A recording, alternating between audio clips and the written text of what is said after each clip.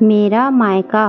बच्चों की गर्मियों की छुट्टियां लगे अभी 2 दिन ही हुए थे।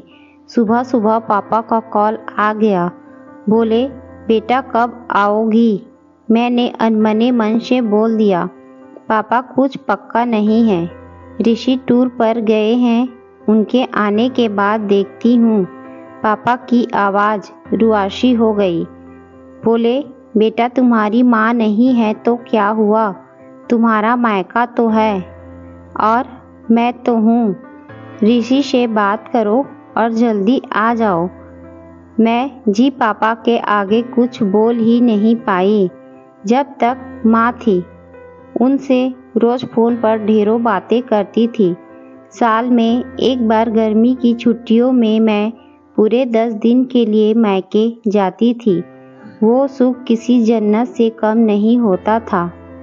बच्चों से ज़्यादा मुझे गर्मी की छुट्टियों का इंतज़ार रहता था।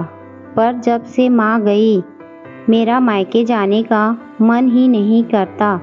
ऐसा लगता जैसे मेरा मायका ही खत्म हो गया।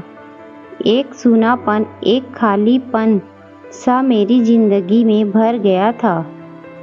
पापा एकदम शांत स्वभाव के थे और कम बोलते थे, पर सबकी ज़रूरत का पूरा ध्यान रखते थे। ऐसा नहीं कि मैं पापा से प्यार नहीं करती थी, पर बचपन से मैं माँ के ज़्यादा करीब थी, या यूँ कहूँ कि वे मेरी दिल के सबसे करीब थी। अपने सारे सुख दुख एक सहेली की भांति मैं उनसे साझा करती थी। आज सुबह सुबह पापा का कॉल आया तो उन्हें मना नहीं कर पाई। पापा का दिल रखने के लिए ऋषि से बोलकर अगले ही हफ्ते के टिकट करवा लिए और पहुंच गई मायके। जैसे ही दरवाजे पर पहुंची, माँ की याद आ गई। ऐसा लगा जैसे वो अभी बाहर निकलकर मुझे गले लगा लेंगी। सोच के आंखें भर आई, किंतु आज माँ की जगह पापा बाहें फैलाए मेरा इंतजार कर रहे थे। सालों बाद पापा को गले लगा के खूब रोई। पापा ने अपने आंसू छुपाते हुए प्यार से मेरी सिर पर हाथ फेरा तो दिल थोड़ा हल्का हो गया। बहुत दिन बाद पापा को देखा, कमज़ोर लग रहे थे। वैसे तो भाई भाभी और पापा सभी मेरी बहुत ध्यान रखते थे। बच्चे तो अपने खेल और मस्ती में व्यस्त हो गए थे, पर ना जाने क्यों मेरी नज़रें हर पल जैसे माँ को ही ढूंढती थी। आज भी पापा पहले की तरह रोज़ खाने के बाद मेरी पसंदीदा मटका कुल्फ़ी लाना नहीं भूलते थे। भाई भी बच्चों को कभी पार्क, कभी चिड़ियाघर तो कभी बाजार घुमाने ले जाता था। भाभी भी रोज़ मुझसे पूछकर मेरी पसंद का खाना बनाती। सब कुछ पहले की तरह ही था, बस माँ नहीं थी। इस बार मायके में मेरा दिल नहीं लग रहा था। माँ की कमी मुझे बहुत खल रही थी। ऋषि को कॉल करके मैंने 2 दिन बाद का टिकट करवा लिया। सब ने मुझे रोकने की बहुत कोशिश की, पर मैं नहीं मानी। देखते ही देखते मेरे जाने का समय आ गया। आज शाम की ट्रेन से मेरी घर वापसी थी। मैंने सामान पैक करके रख लिया था, बस पापा का इंतज़ार कर रही थी। पापा ना जाने सुबह से बिना बताए कहाँ चले गए थे। उनका मोबाइल भी नहीं लग रहा था। मन घबरा रहा था, बिना बताए आखिर गए कहाँ। इधर मेरी ट्रेन का समय भी होता जा रहा था।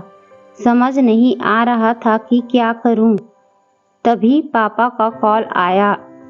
बोले, गुड़िया तुम लोग स्टेशन पहुंच जाओ, मैं सीधे वहीं पहुंच रहा हूं। हम लोग स्टेशन पहुंच गए। ट्रेन सही समय पर थी। पापा स्टेशन पर हमारा इंतज़ार कर रहे थे। उनके हाथ में एक बॉक्स था।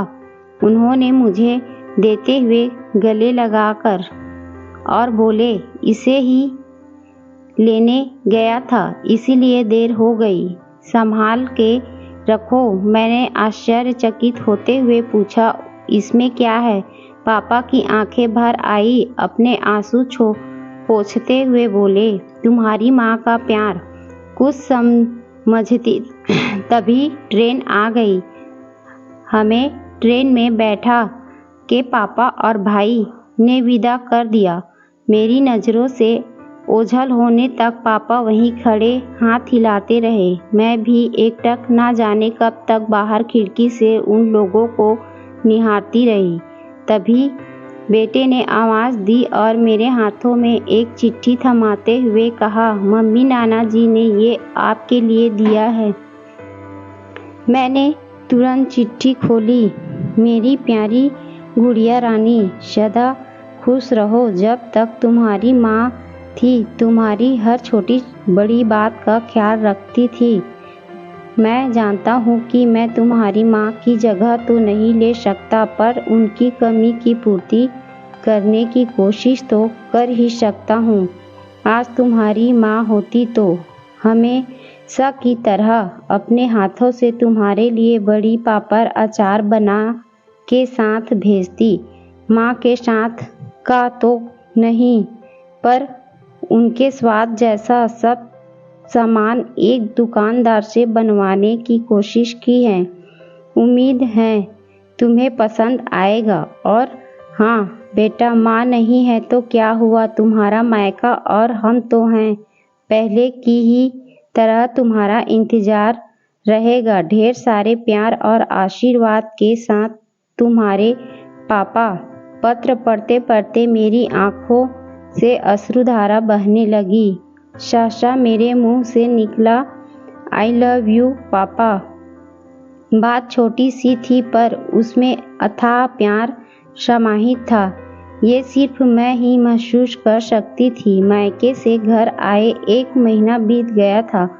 अब पापा से रोज एक बार कॉल कर के मम्मी की तरह घंटों बातें करती हूँ।